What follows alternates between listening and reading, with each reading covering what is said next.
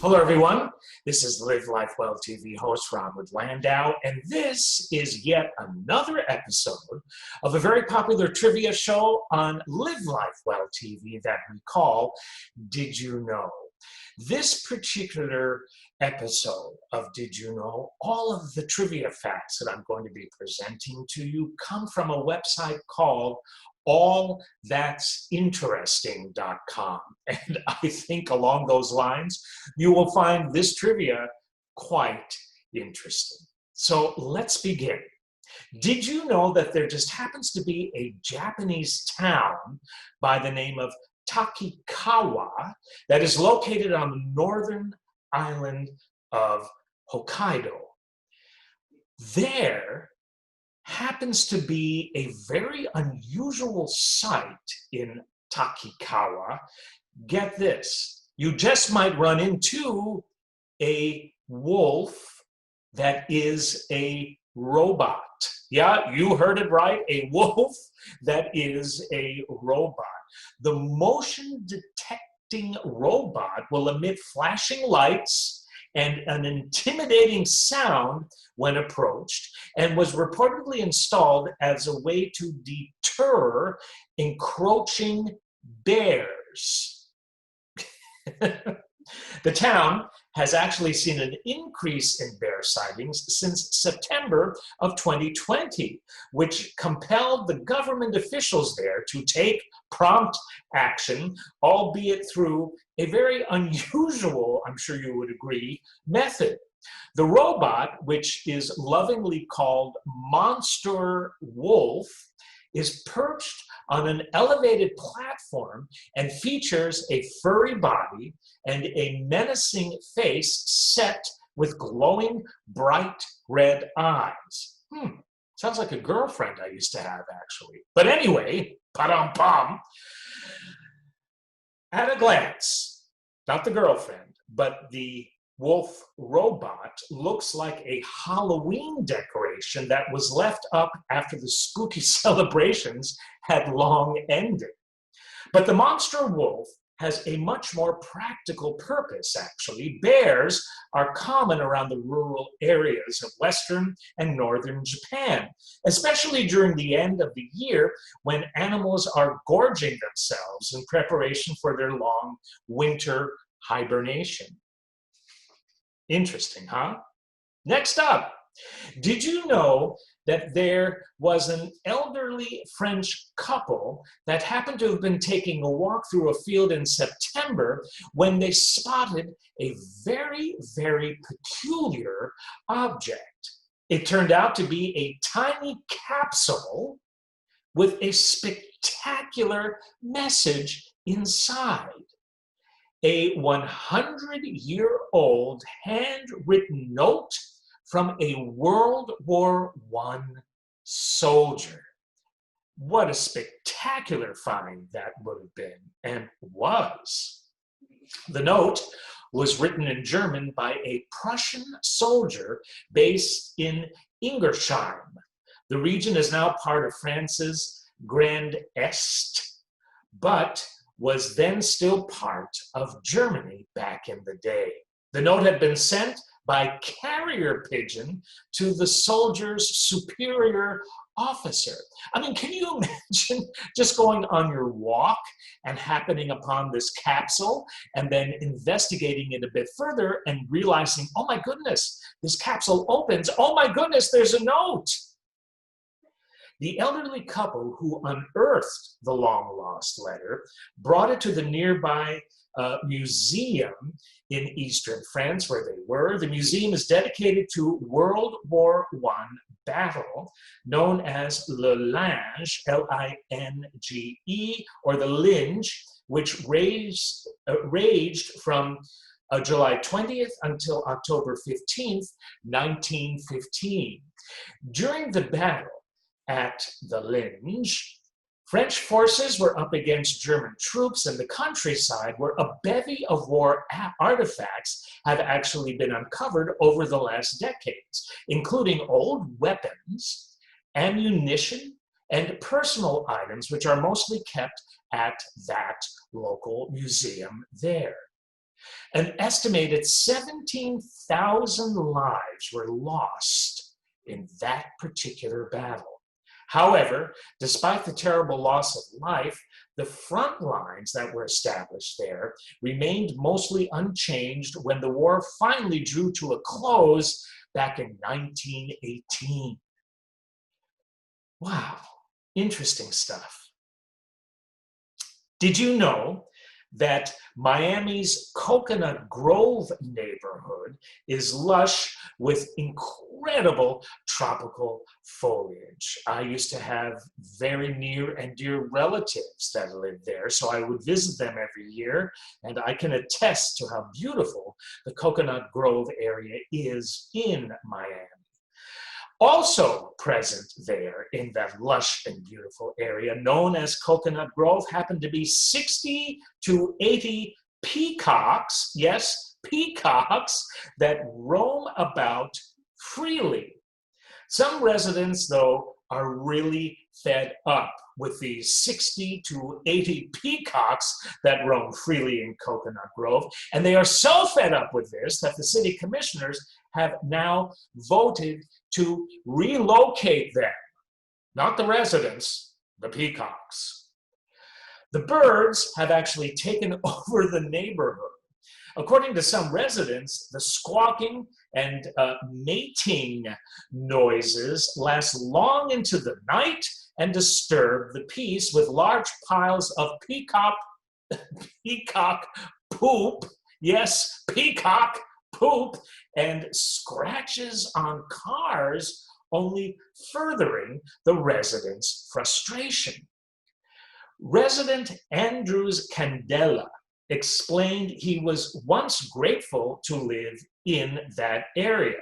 The terrorizing birds, though, however, have since ruined the serenity he and his wife previously enjoyed. He said, "I don't want to remain forgotten in a filthy, dirty peacock land as hostage to a group of birds. I think that is more than unfair." Not everybody feels as assaulted by the neighborhood's colorful avian residents. Many have enjoyed the colorfully plumed animals and their leisure strutting through Miami's oldest neighborhood, which is Coconut Grove. The city's commissioner's decision was unanimous, however. The city's charter will now allow for the trapping and removal of excess peacocks. In terms of just how intense this population control will be, a specific number has not yet been announced. Introduced by Commissioner Ken Russell in October 2019, this removal proposition was most directly inspired by the routine property damage that is so often caused by those birds. It is believed that peacocks may see their reflection on the side of a parked car, mistake it for a rival, and then attacking the vehicles with their beaks. Always make sure you put your car in the garage in Coconut Grove, and you can't have any visitors that park out in the front. Let's see, that commissioner said, "When it came to property damage, that's when I knew we had to take some kind of action here to regulate. For others, the true deal breaker is the aggressive late night squawking. I can well imagine that, can't you? Some are tired of the birds traipsing through their gardens and eating their plants as well." President of the Neighborhood Association, Nancy Benovich, said they've even begun spreading into other areas of the city of Miami. She said, "I got to the point where I recorded the squawking and the screaming and I put it on someone's answering service," she said. "And they said, 'My God, I actually can't believe this.' And I said, 'Well, imagine that at 4 o'clock in the morning, nonstop.'" Oddly enough, even those responsible for this removal plan have a deep appreciation for the neighborhood's hazard. According to the Coconut Grove Grapevine newspaper, Russell himself believes the neighborhood peacocks are inextricable from the Grove's identity. He said, other than the coconut itself, nothing, and I maintain nothing in Coconut Grove is more emblematic of our neighborhood than the proud peacock. Its beauty and elegance are so fitting with our lush canopy. I love it when the peacocks come around my home, and I actually am very happy that we have them. Karen Holloman has lived in the neighborhood for 15 years. For her, the peacocks are what it's all about. She says, one of the magical moments in Coconut Grove is to encounter peacocks crossing the narrow streets and crisscross the jungle-like scene of our neighborhood. I wake up to the sound of their eerie voices. It's waking up in a paradise that's not easy to find in a world of concrete and street lamps. I've had them land on my roof, stand on my back door patio, and yes, biting at some of my front door plants. Let them feed and let them be. I'm thankful to be able to live together with them in a way. So how would you feel living in Coconut Grove? It's kind of interesting. So,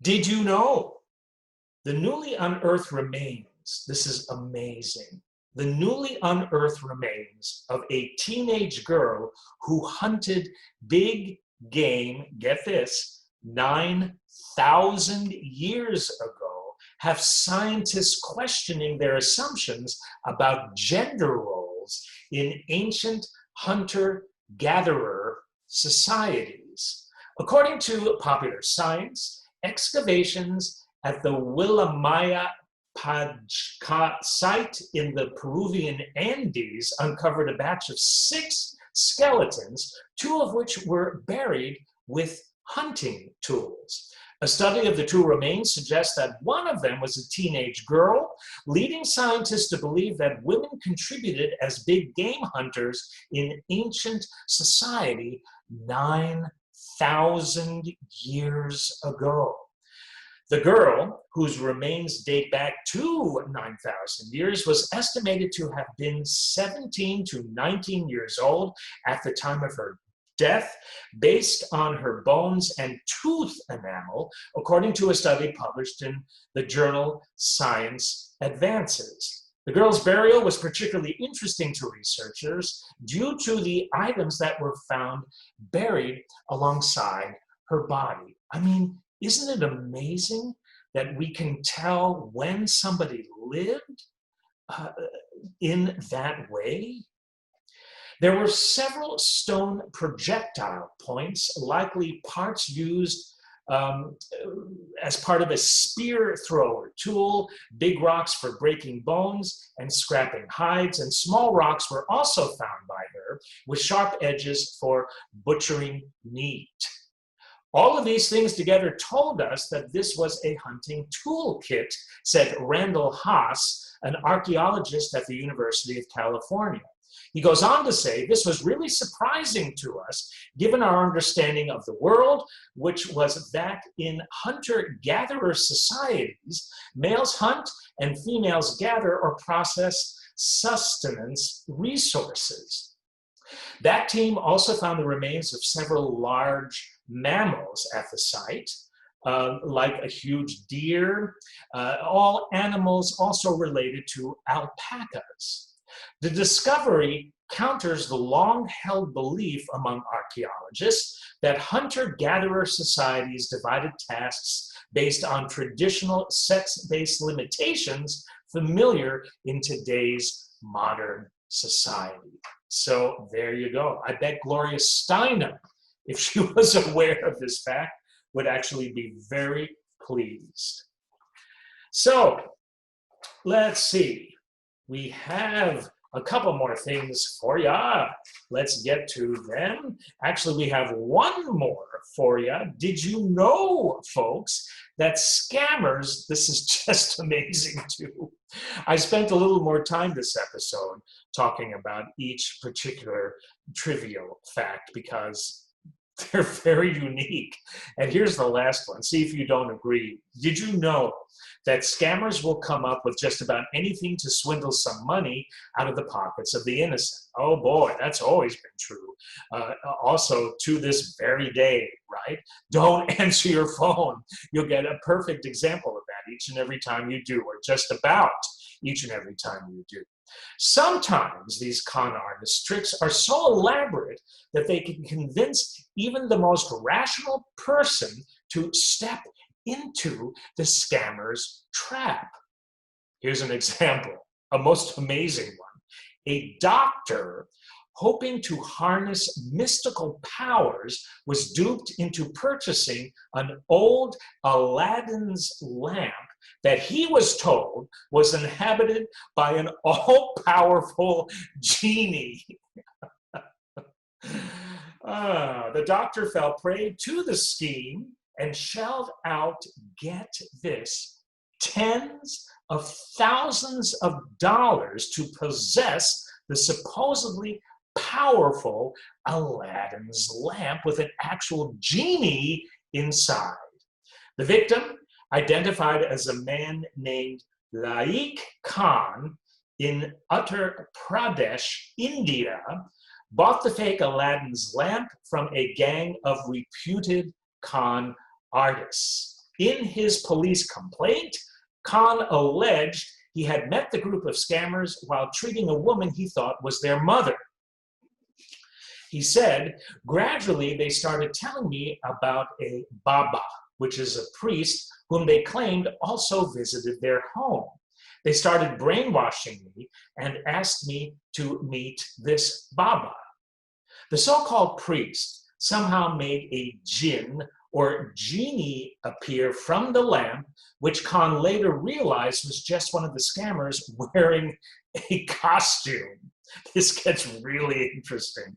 Nevertheless, it was enough in the moment to convince that Indian doctor by the name of Khan that he just had witnessed a supernatural being come out of the lamp. Well, I guess if that space was dark enough and you used special lighting and maybe a smoke effect or something, maybe it's believable. In the complaint, Khan also said, during one visit, Aladdin actually made an appearance in front of me. I did not know who this person was at the time. I later realized the accused was dressing up as Aladdin. The tale of the genie and his mystical lamp comes from an old folk tale about an impoverished man named Aladdin. I mean, this really happened in India, but the tale of a genie named Aladdin is an old folk tale. As the story goes, Aladdin was hired by a sorcerer who tricked him into retrieving an old oil lamp with magical powers. The lamp eventually came into Aladdin's possession and helped him gain fortune and the hand of a princess. The sorcerer devises plots to steal the lamp away from Aladdin, but the street-savvy man prevails and eventually finds himself taking over the throne of his father-in-law. That old tale is believed to have origins in the Middle East, though it's still uncertain how exactly the folklore came to be. It is now a popular story, as you might know, around the world, thanks to the 1990s Disney animated feature Aladdin. It's also a more recent Broadway show, too. With this popular tale in mind, Khan may have been overcome by his desires. When Khan asked to touch the artifact and bring the lamp home with him, the fraudster, of course, refused, claiming that it might cause Khan harm. Later, Khan struck a deal with the fraudster to buy the lamp after the scam artist said that the genie would bring him good health and very good fortune. Khan, as I said before, reportedly paid a whopping, I said thousands before. Are you ready to hear how much he paid for this Aladdin's lamp complete with genie within? He paid a whopping $93,000 to buy this so-called Aladdin's lamp. He said the cheats had struck a deal for much more, but I paid about 7 million rupees.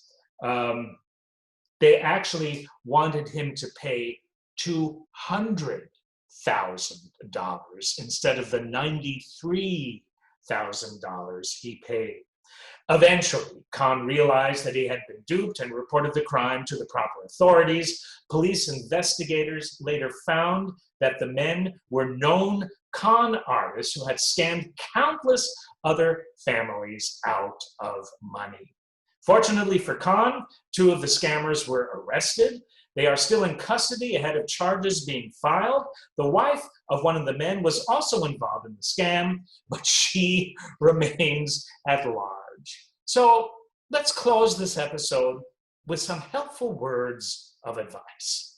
If somebody knocks on your door and you open it and they look rather odd, rather strange, and they just might be with a group of people who are standing by your door, and if you look down and see that this main guy happens to be holding what looks like a magical, mystical lamp and starts telling you that there is a real-life genie inside, and if we can just come into your apartment, into your home, have a seat, dim the lights, we will make this genie appear. If you happen to have $200,000, and if you can't afford that, no problem. We got a deal for you. We'll give it to you for a cool $93,000. We'll cut the price because we love you. Not. Hope you had a good time. Strange things happen each and every day, and it's up to us here at Live Life Well TV to report the strangeness too. We look forward to seeing you on another episode of Did You Know? Until then, God bless, have fun, be happy, be healthy. Thanks so much for tuning in. We'll see you soon.